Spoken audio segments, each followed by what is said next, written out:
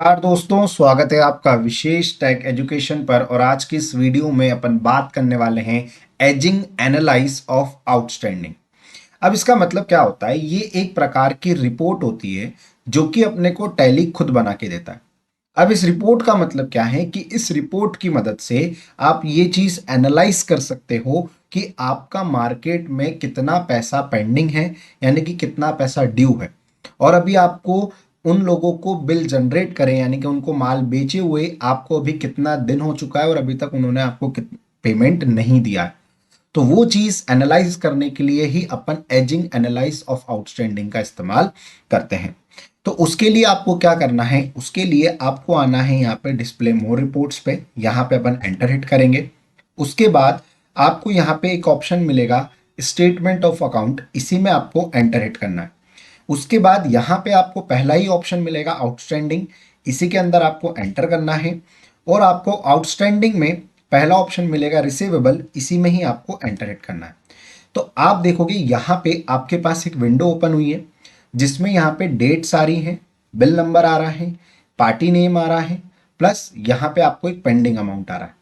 ये अभी आपको उन्हीं का ही अमाउंट दिखा रहा है जिनका पेंडिंग है। अभी तक इनका जो पेमेंट है वो अभी तक अपने को रिसीव नहीं हुआ है। उसके बाद यहाँ पे आ रहा है due on overdue by days, यानी कि यहाँ पे अपने को डेज बता देगा कि इनको कितने दिन हो चुके हैं, इनकी अपने ड्यू डेट से ऊपर इनको कितने डेज हो चुके हैं कि अभी तक इन्होंने अपने को बिल पे नहीं किया है, यानी कि इन्होंने अभी तक अपने को पैसा नहीं दिया है। तो यहाँ पे आपको एक टाइम पीरियड सेट करना पड़ेगा, यानी कि यहाँ पे मैं F2 प्रेस करूंगा तो आपके पास यहाँ पे चेंज पीरियड का ऑप्शन आएगा। तो मैं फ्रॉम में तो ले रहा हूँ 1 अप्रैल 2025, और यहाँ पे मैं एक तारीख डाल देता हूँ 1/6/2025, यानी कि 2 महीने का मुझे यहाँ पे देखना है। अब जैसे मैं यहाँ पे एंटर हिट करता हूँ तो आप देखोगे यहाँ पे मेरे पास कुछ डेज आ गए हैं, यानी कि अग्रवाल कॉरपोरेट को 1.5 लाख रुपए का पेंडिंग अमाउंट है और जिसको ड्यू डेट से 49 डेज ऊपर हो चुके हैं। राम ट्रेडर्स का 10,000 का बिल है और इसको ड्यू डेट से ऊपर 51 डेज हो चुके हैं। सेम उसी प्रकार से आपको मनीष प्राइवेट लिमिटेड का भी यहाँ पे बता रहा है। तो ये अपनी एजिंग रिपोर्ट नहीं है। एजिंग रिपोर्ट निकालने के लिए यहाँ पे आपको F6 प्रेस करना है। अब आप जैसे यहाँ पे F6 प्रेस करते हो तो आपके पास यहाँ पे दो ऑप्शन आते हैं। एक आता है एजिंग बाय बिल डेट और एक आता है एजिंग बाय ड्यू डेट। अब अगर अपन बात करते हैं एजिंग बाय ड्यू डेट की, तो इसका मतलब क्या होता है? जैसे कि फॉर एग्जांपल अग्रवाल कॉरपोरेशन को अपन ने 1 तारीख का बिल बनाया और उसमें अपन ने एक डेट सेट कर दी 11 अप्रैल, यानी कि 11 अप्रैल तक अग्रवाल कॉरपोरेट से मुझे पैसा लेना है, मैं 11 अप्रैल तक का ही पैसा उसको उधार दे रहा हूं। तो 11 अप्रैल हो जाती है आपकी ड्यू डेट और 1 अप्रैल आपकी हो जाएगी बिल डेट।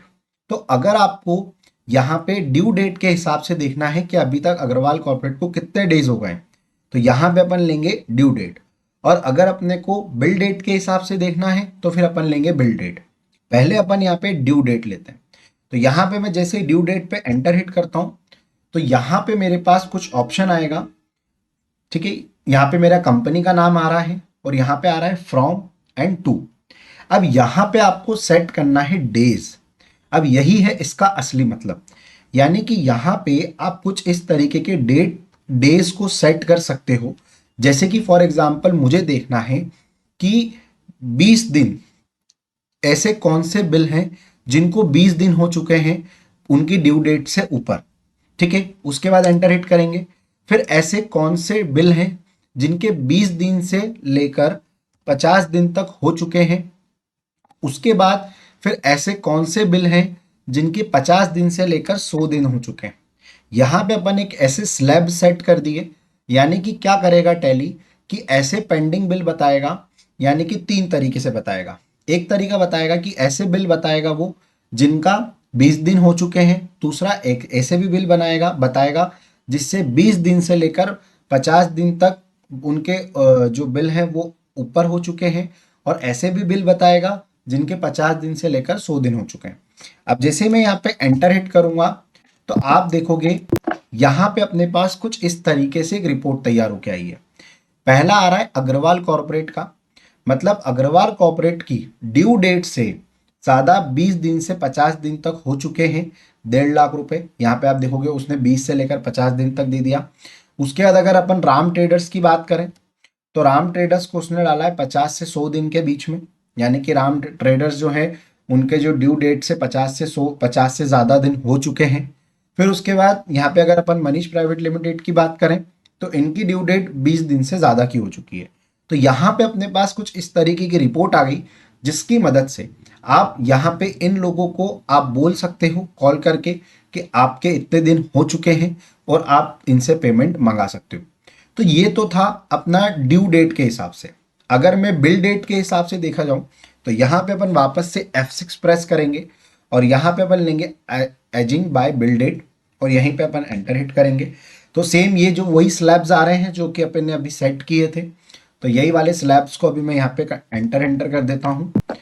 अगर अपन देखेंगे तो यहाँ पे अभी टैली ने क्या करा कि बिल डेट के हिसाब से इन सबको ये वाले स्लैब में डाल दिया 50 to 100 डेज में। यानी कि अग्रवाल कॉरपोरेट को बिल डेट के हिसाब से देखा जाए तो इसको 50 से ज़्यादा दिन हो चुके हैं, इनका अपना 1.5 लाख का पेमेंट बाकी है। राम ट्रेडर्स को बिल डेट के हिसाब से देखा जाए तो 50 दिन से ज़्यादा हो चुके हैं और मनीष प्राइवेट लिमिटेड को भी 50 दिन से ज़्यादा हो चुके हैं।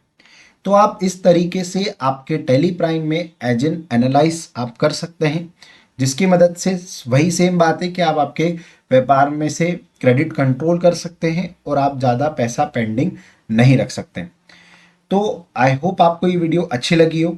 अगर आपको ये वीडियो अच्छी लगती है तो प्लीज़ आप इस वीडियो को लाइक करें और मेरे यूट्यूब चैनल को सब्सक्राइब करना ना भूलें। तो मैं मिलता हूँ आपसे मेरी अगली वीडियो में, तब तक के लिए जय हिंद, जय भारत।